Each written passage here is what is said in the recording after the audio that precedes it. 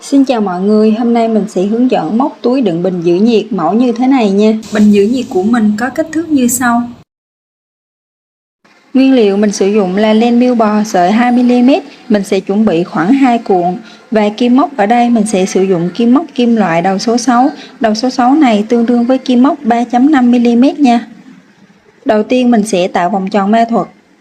Mình có một video hướng dẫn cách tạo vòng tròn ma thuật chi tiết, link dưới comment các bạn có thể tham khảo nha.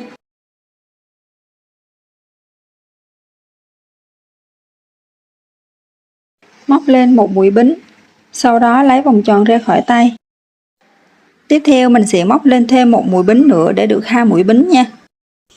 Sau đó mình sẽ móc vào vòng tròn ở đây 10 mũi kép thứ nhất, mũi kép thứ hai, mũi kép thứ ba. Các bạn cứ móc như vậy cho đến khi được 10 mũi kép.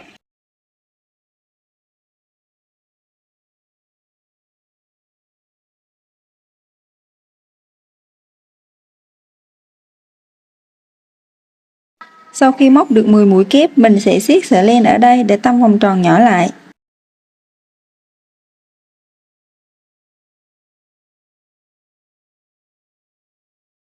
Tiếp theo sẽ là sợi len này.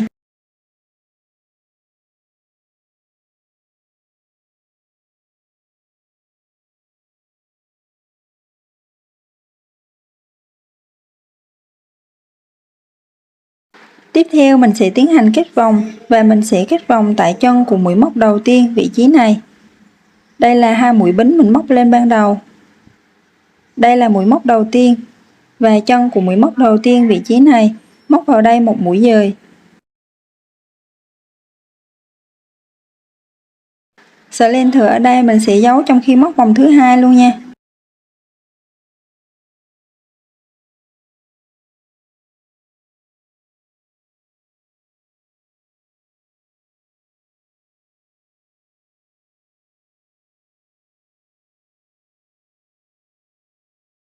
Kết thúc vòng thứ nhất, tiếp theo mình sẽ móc vòng thứ hai. Đầu tiên mình cũng sẽ móc lên 2 mũi bính.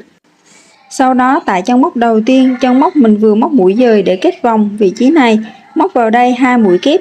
Kép thứ nhất,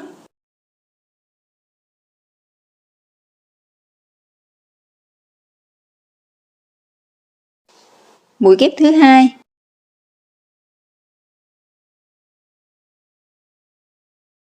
chân móc thứ hai cũng móc vào đây 2 mũi kép chung chân, mũi kép thứ nhất,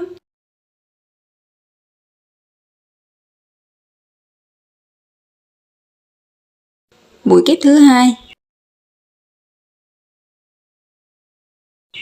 chân móc thứ ba cũng móc 2 mũi kép chung chân, mũi kép thứ nhất,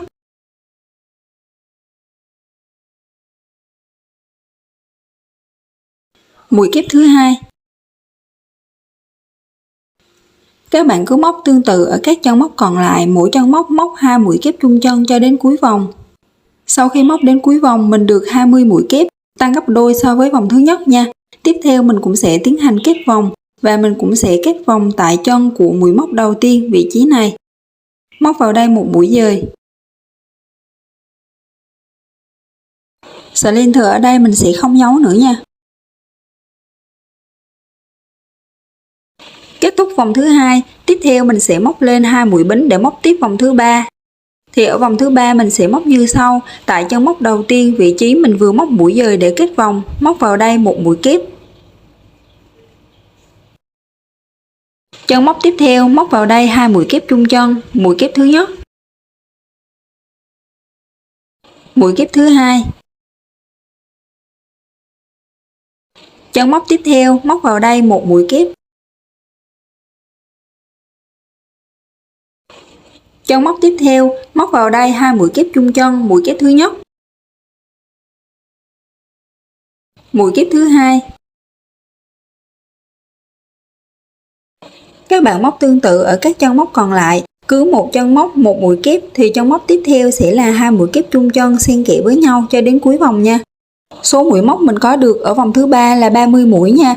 Tiếp theo mình sẽ tiến hành kết vòng Móc vào chân của mũi móc đầu tiên một mũi dời vị trí này.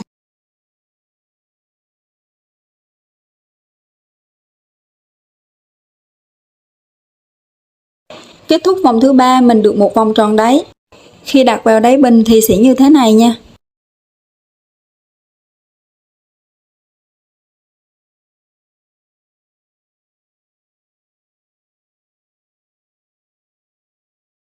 Ở vòng tròn đáy này nếu các bạn muốn tăng kích thước thì các bạn móc thêm các vòng tiếp theo. Ở đây vòng thứ 3 mình đã tăng mũi tại chân móc thứ 2, tức là tại chân móc này mình sẽ móc 2 mũi kép chung chân. Nếu các bạn móc tiếp vòng thứ 4 thì các bạn sẽ tăng mũi tại chân móc thứ 3, tức là sau khi móc 2 chân móc mỗi chân móc một mũi kép thì ở chân móc thứ 3 mình sẽ móc 2 mũi kép chung chân và lặp lại cụm móc này cho đến cuối vòng. Ở vòng thứ 5 thì sẽ tăng mũi tại chân móc thứ 4 nha.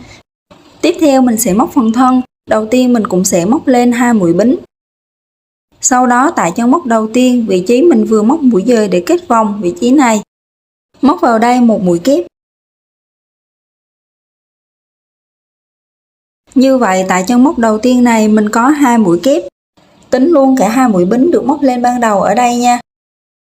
Tiếp theo mình sẽ bỏ qua chân móc này và móc vào chân móc tiếp theo nữa 2 mũi kép chung chân. Mũi kép thứ nhất. Mũi kép thứ hai.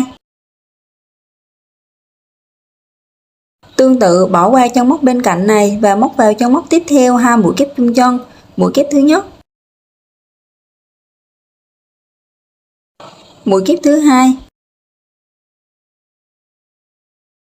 Các bạn cứ móc tương tự như vậy cho đến cuối vòng nha. Sau khi móc 2 mũi kép chung chân thì mình sẽ bỏ qua chân móc bên cạnh và móc tiếp vào chân móc tiếp theo 2 mũi kép chung chân.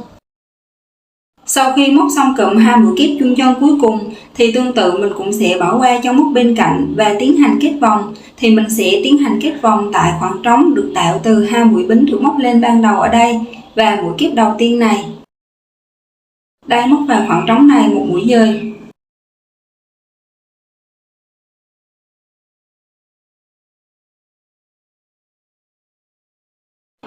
Sợi len thừa này mình sẽ để vào mặt trong của sản phẩm nha. Và mình sẽ cắt bỏ sợi len thừa này luôn nha.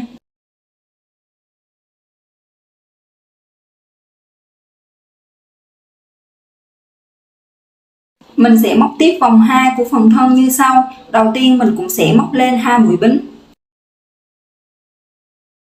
Sau đó tại khoảng trống mình vừa móc mũi dời để kết vòng, khoảng trống này móc tiếp vào đây một mũi kép.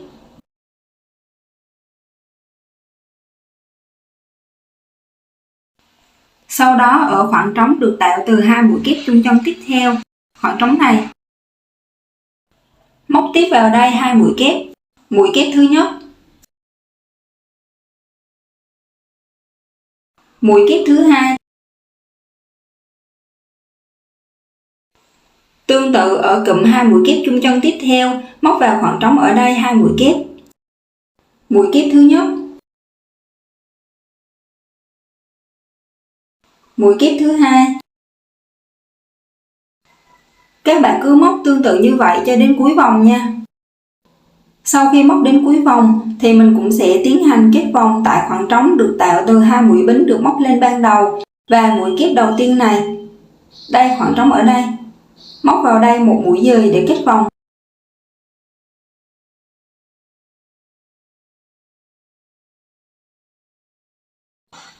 Tiếp theo móc lên 2 mũi bính để móc tiếp vòng thứ 3.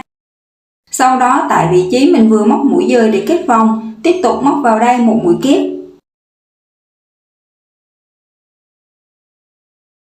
Ở cụm 2 mũi kép chung chân tiếp theo, các bạn móc tương tự vòng thứ 2, móc vào khoảng trống này 2 mũi kép. Mũi kép thứ nhất. Mũi kép thứ hai. Tiếp tục cụm 2 mũi kép chung chân tiếp theo, móc vào khoảng trống này 2 mũi kép.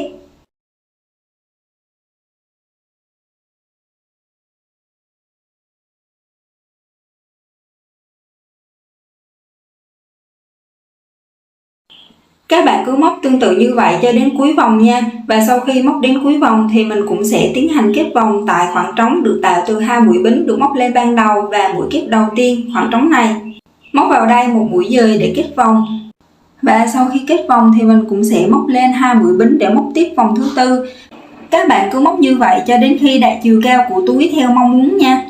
Ở đây sau khi móc xong vòng thứ ba thì mình sẽ móc thêm 13 vòng nữa. Tổng số vòng của phần thân là 16 vòng nha. Sau khi móc được 16 vòng thì túi sẽ có chiều cao gần đến nắp bình như thế này nha.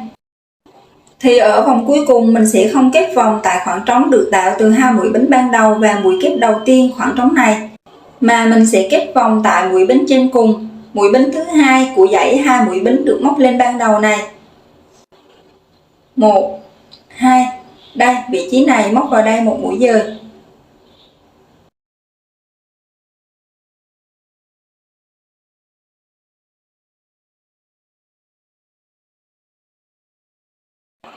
Tiếp theo mình sẽ móc phần miệng túi. Đầu tiên mình sẽ móc lên một mũi bính. Sau đó tại vị trí mình vừa móc mũi dời để kết vòng, vị trí này móc vào đây một mũi đơn.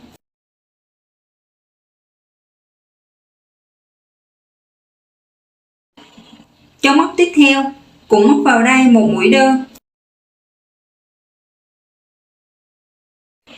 Cho móc tiếp theo cũng móc một mũi đơn.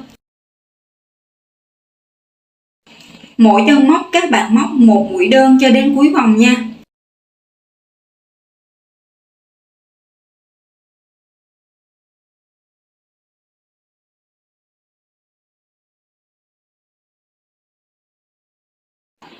Sau khi móc đến cuối vòng, mình sẽ tiến hành kết vòng tại chân của mũi móc đầu tiên, vị trí này móc vào đây một mũi dời.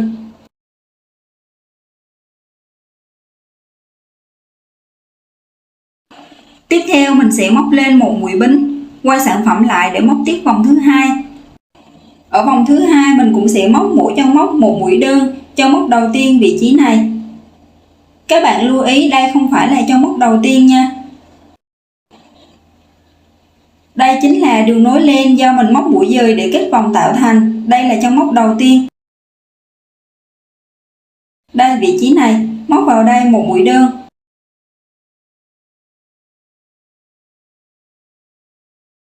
Chân móc thứ hai một mũi đơn. Chân móc thứ ba một mũi đơn. Mỗi chân móc các bạn móc một mũi đơn cho đến cuối vòng nha.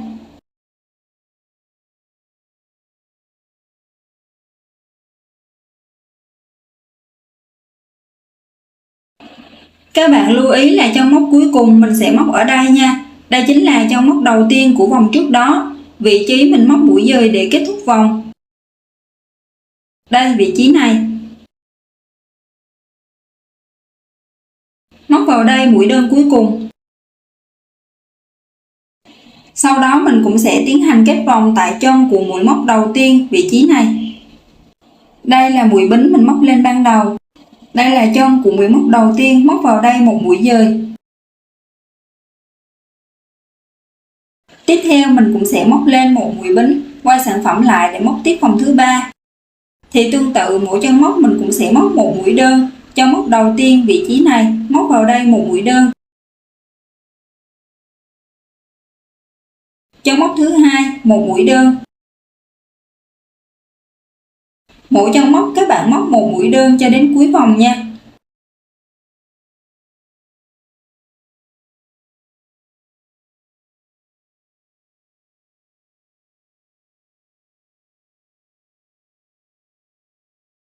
Sau khi móc đến cuối vòng mình cũng sẽ tiến hành kết vòng tại chân của mũi móc đầu tiên vị trí này, móc vào đây một mũi dời.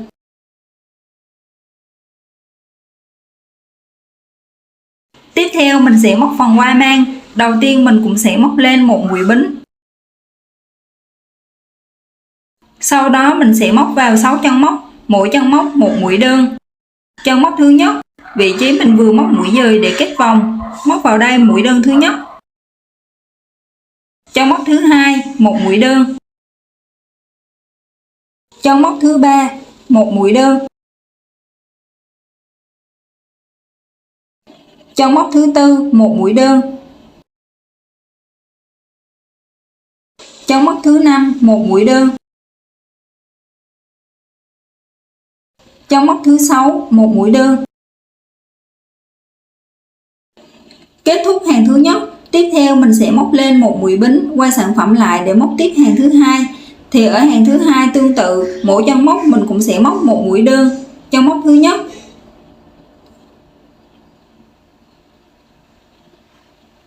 chân móc thứ hai, chân móc thứ ba, chân móc thứ tư, chân móc thứ năm, chân móc thứ sáu.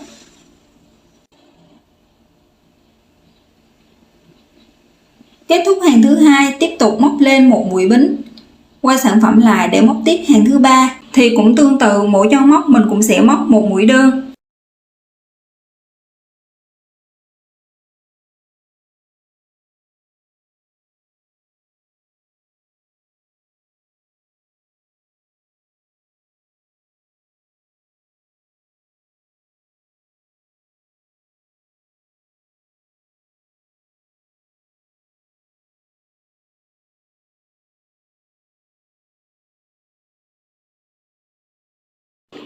Tiếp tục móc lên một mũi bính quay sản phẩm lại để móc tiếp hàng thứ tư. Các bạn cứ móc tương tự như vậy cho đến khi đạt độ dài của quai mang theo mong muốn nha. Ở đây mình sẽ móc tổng số hàng móc là 160 hàng. Sau khi móc được 160 hàng, tiếp theo mình sẽ nối phần quai mang này với thân túi nha. Cụ thể như sau.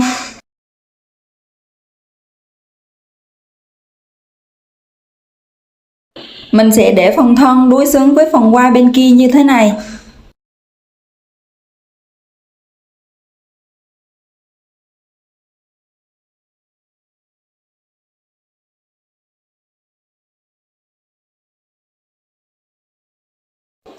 Sáu chân móc ở phần thân sẽ đối xứng với 6 chân móc ở đây nha.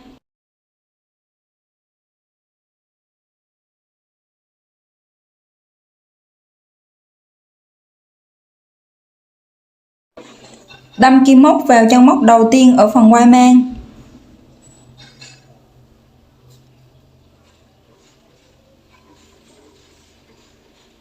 Sau đó đâm kim móc vào chân móc đầu tiên ở phần thân.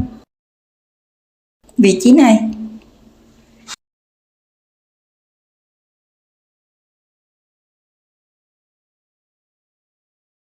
Móc một mũi dời.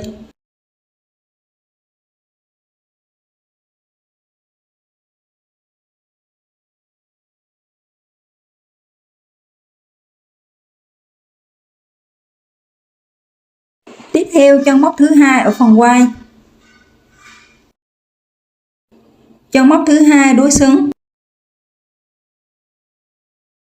Móc một mũi dời.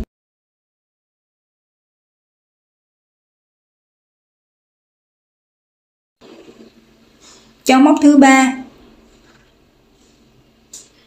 Chân móc thứ ba đối xứng. Móc một mũi dời. Các bạn cứ móc tương tự như vậy cho đến khi được 6 chân móc nha.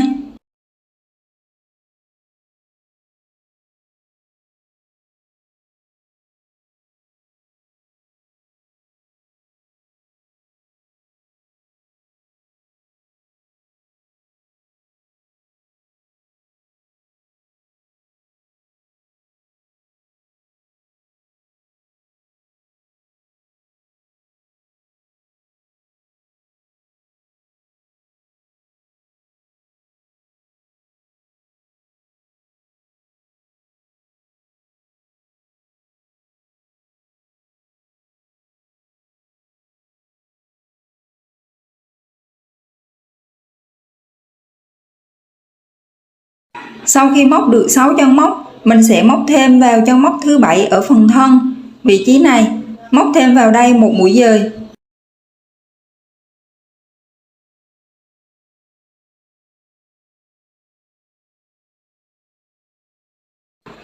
Sau đó móc lên một mũi bính kéo và cắt len.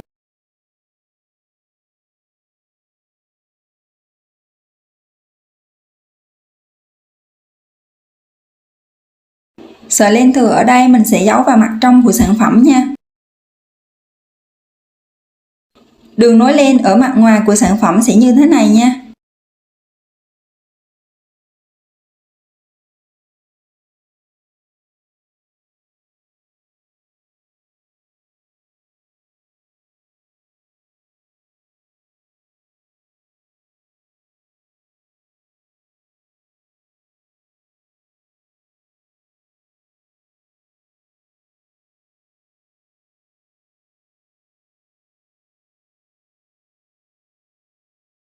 Đây là sản phẩm của mình sau khi hoàn thành. Chúc các bạn thành công nha. Nếu thấy video của mình hữu ích, hãy bấm đăng ký miễn phí bên dưới để ủng hộ mình nhé. Cảm ơn mọi người rất nhiều.